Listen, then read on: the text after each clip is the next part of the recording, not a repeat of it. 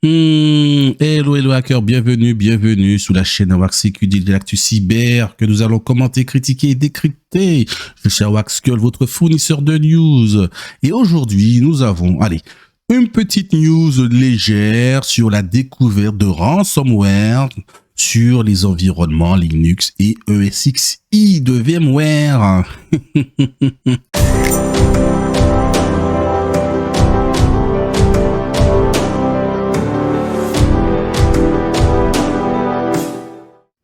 Allez, avant de parler de son ransomware sur les ESXi, précision, parlons de Microsoft qui avait investi massivement dans ChatGPT, en anglais, ChatGPT, parce que GPT en français, hein.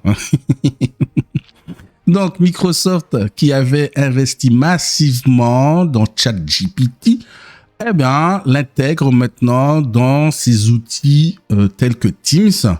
Et avec l'avènement de cette IA et avec leur investissement, je pense qu'ils vont massivement l'intégrer dans différents de leurs outils. Ben oui, la version premium de Teams est arrivée en disponibilité générale.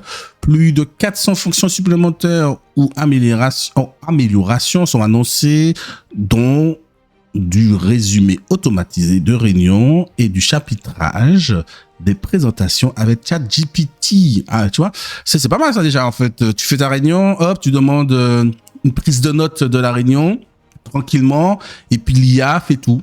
Tu fais t'as même plus besoin de prendre des notes. L'IA, hop, tu lui dis voilà, tu me fais une résumé de la réunion avec le chapitrage et bam bam bam bam bam. Tu as tout, c'est pas mal, c'est pas mal. C'est pas mal, hein. Ah là là là. Parlons du ransomware Nevada qui vise les environnements Linux ESXi. Alors, les ESXi basés sur Linux, Red Hat, sont des hyperviseurs. Donc, ce sont des OS en mode Barebone qui sont fermés, plus ou moins, où il est possible d'installer d'autres OS en virtualisé. C'est-à-dire que les OS ESXi ne sont pas utilisables comme Windows ou comme Linux classique. Non, ils permettent juste de créer des disques durs virtuels et d'y installer des machines virtuelles qui sont vos Linux et vos Windows classiques. Voilà. Donc, dernier né de la famille des ransomware as a service, bien sûr, tout est as a service maintenant. Nevada suit une courbe attractive de progression en reposant sur un réseau d'affiliation au ticket d'entrée très faible. Les environnements Windows, mais aussi Linux ESXi sont touchés. Ah là là là là là. Alors, si on vous chiffre votre ESX, étant donné qu'il est censé héberger vos autres machines, parce que l'ESX va être l'hôte, et les machines virtuelles vont être les clients, vous n'avez plus toutes les machines du dessus ne sont plus fonctionnelles si le ESXi est chiffré, juste comme ça. En juin dernier, Trend Micro, désolé, est un fournisseur antivirus entre autres, avait découvert le ransomware basé sur Linux, ChillScript, qui s'attaquait aux environnements ESXi de VMware. L'histoire semble malheureusement se répéter avec une autre équipe de chercheurs de Raw Security qui a identifié une nouvelle race de rançongiciels baptisée Nevada. Nos amis cybercriminels ont des envies d'espace, de grand espace, Nevada. Ou bien, ils ont simplement des envies de gambling. Hein, on joue jeu d'argent. Hein, qui dit Nevada dit Vegas. Hein. À la manœuvre, on trouve des acteurs malveillants se servant d'une plateforme d'affiliation introduite pour la première fois sur une communauté Darknet. RAMP. RAMP. Ça ressemble à du LAMP. Ou du RAMP. Alors, connu notamment pour ses courtiers en accès initiaux, IAB. Alors, un courtier en accès initiaux. Alors, les courtiers en accès initiaux, ce sont les personnes ou les cyber malveillants qui réalisent des phases de phishing, qui réalisent les phases de première intrusion de votre réseau, qui réalisent les phases d'implémentation de portes dérobées. Voilà, ce sont les la première ligne d'attaque. C'est eux. Le 1er février 2023, les opérateurs à l'origine du projet ont mis à jour et considérablement amélioré les fonctionnalités crypto pour Windows et Linux OS XI et ont distribué une nouvelle version pour leurs affiliés qui ont été analysés par notre équipe de veille sur les malwares, explique ReSecurity. Ah là là. L'enquête qui a été menée montre qu'un acteur de la menace, Nebel, a proposé en décembre dernier à des cybercriminels russes et chinois, tant qu'à faire, de s'affilier pour distribuer le ransomware Nevada à des conditions très attractives et compétitives, avec un partage de revenus pouvant grimper pour eux à 90%. Alors là, ils prennent que 10%.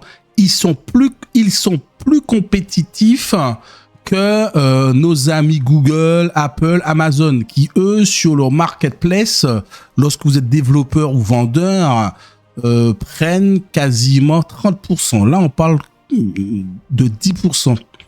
Ils sont plus compétitifs que Epic Games. Si je me souviens bien, ils sont à 13 ou 15% Epic Games.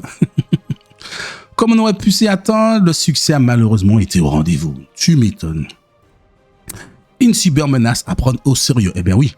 La variante du rançongiciel Nevada, qui se concentre sur les machines Windows, prend en charge un ensemble d'indicateurs qui donne à ses opérateurs un certain contrôle sur le chiffrement basé sur l'algorithme Salsa 20. Alors, il dit un ensemble d'indicateurs. C'est pas d'indicateurs, hein, c'est un ensemble d'options à la commande.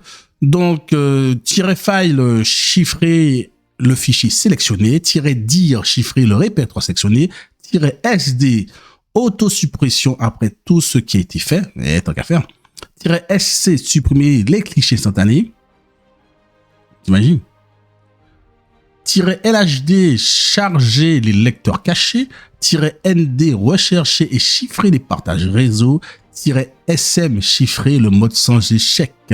Le chiffreur peut être installé en tant que service lorsqu'il est exécuté avec l'argument SM. Après ça, l'ordinateur sera redémarré puis Windows démarrera en mode sans échec avec une connexion réseau, précise ReSecurity. Concernant la variante Linux de Nevada écrit en Rust, elle s'avère similaire à celle pour Windows avec une variable constante expand 32 bits K, que l'on retrouve dans le célèbre rançongiciel Petya. Le chiffreur Linux ne crypte entièrement que les fichiers inférieurs à 500 kg, probablement en raison d'un bug dans la version Linux. Le rançongiciel Nevada ignorant tous les fichiers dont la taille est comprise entre 500K, 512 kg et 1,5 MO, explique ReSecurity. La menace est à prendre à très au sérieux, carrément. Le Cybergrand qui en est à l'origine dispose par exemple d'une équipe dédiée à la post-exploitation, ainsi qu'à la conduite d'intrusion au réseau dans les cibles stratégiques. ReSecurity s'attend à un pic de croissance active, je dis actif, lié au ransomware Nevada en 2023, tant en termes de nombre de victimes que d'affiliés collaborant avec le groupe. Oui, tout à fait. Le projet est bien présenté sur le forum Underground Ramp, une belle mise en avant.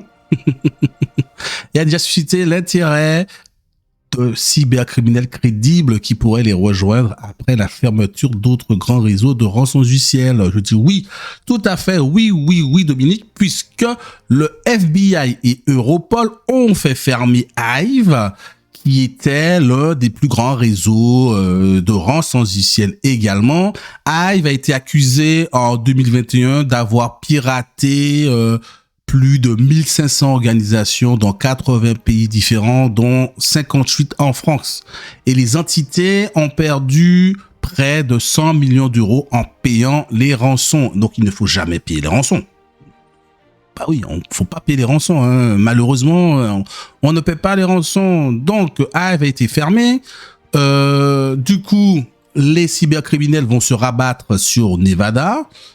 Et en plus de ça, Nevada a aussi cette politique commerciale agressive de 10% pour Nevada et 90% pour le commanditaire, parce que ils ont des concurrent. Eh oui, puisque nous avons Lockbit qui, lui, a décidé de faire évoluer également son rançon du ciel en ciblant les infrastructures en cloud.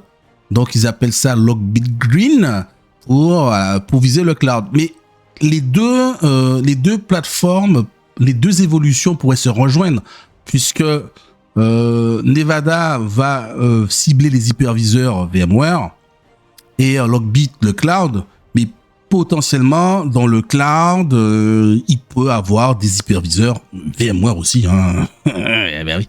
Ah ben oui. Du coup, c'est une petite concurrence entre les deux là pour attirer le chaland. Hein. Donc même dans ce domaine-là, ils évoluent. Tu vois, il y a pas de monopole. Hein. Il y a pas de monopole chez eux. Voilà, on se tire la bourre. Après, comme on dit, hein, la concurrence permet l'innovation.